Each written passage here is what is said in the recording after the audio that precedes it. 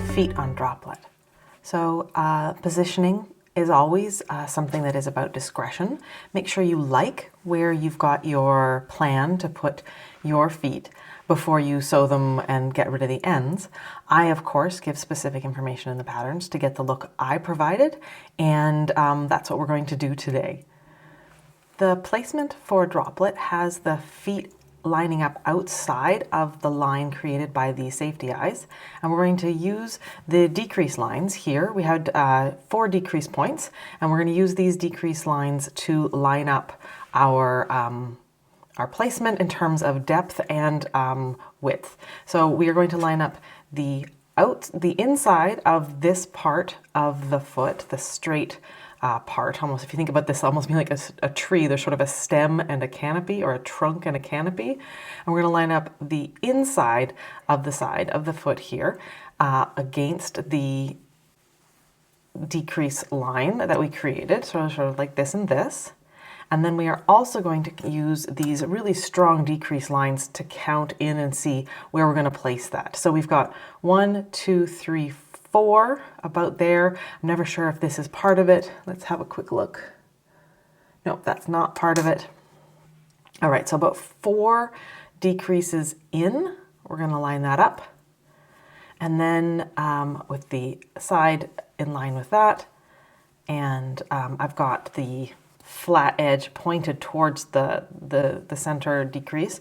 And if I look, that looks about right to me. So obviously it's always going to be a matter of you liking what you've got as well.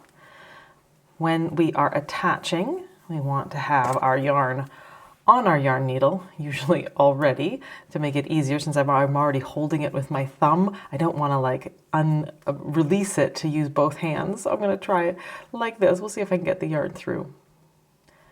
Oh, look at that. I think it's going to work. Oh. There we go. All right, so we're just going to do a really simple whip stitch. Okay, double check. Things haven't moved. Okay, that looks about right to me. All right, so I'm going to snag a bit of the body fabric and then go through both layers of the foot, and that will close that opening.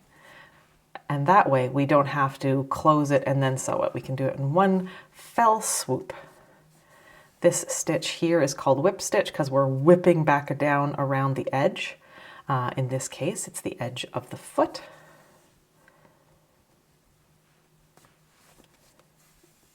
If this is a toy, the likelihood that your sprout will be carried by any appendage is very high, and so you will want to make sure that this line of stitches is fairly close together. Maybe do it a second time with an extra length of yarn, and then I would also, in that case, go along and sort of insert the needle to the middle of this straight section of the foot that we knit, and then I might tack it down to the body with like sort of do an X-shaped thing. So do one stitch this way, one stitch this way, making through to go all the way to the body, because that's going to give you, if your kid is carrying it by the foot, it's going to give you a stress point here before this point here, and it just sort of adds an extra layer of protection. As mine is not a toy, it's just a decoration, I would make a little knot by going under a leg of a stitch. Once you have a loop, you can just make a knot using that loop. So go through the knot 2 times, and then as you tighten on this side of the knot with the yarn, you're going to want to use your fingernail and your thumbnail to just kind of like push the knot along to get it as close as you can to the fabric there.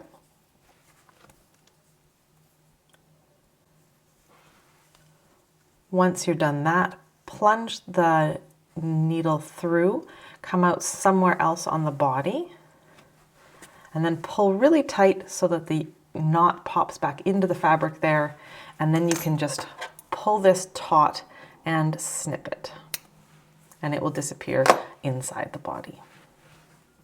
One quick note of advice, because this is stuffed and the straight part is not, as you put your thumb here and keep working, it's really seems to happen to me often that I'll keep pushing and the foot keeps drifting higher and higher. So just keep making sure that you haven't sort of pushed the foot just by virtue of where you've got your thumb. You really do need to kind of keep a track of that. Maybe sort of pin it down with a removable stitch marker or something like that if you find that happening and it's really irritating you. Anyways, I hope this video helped you. Enjoy your sprouts.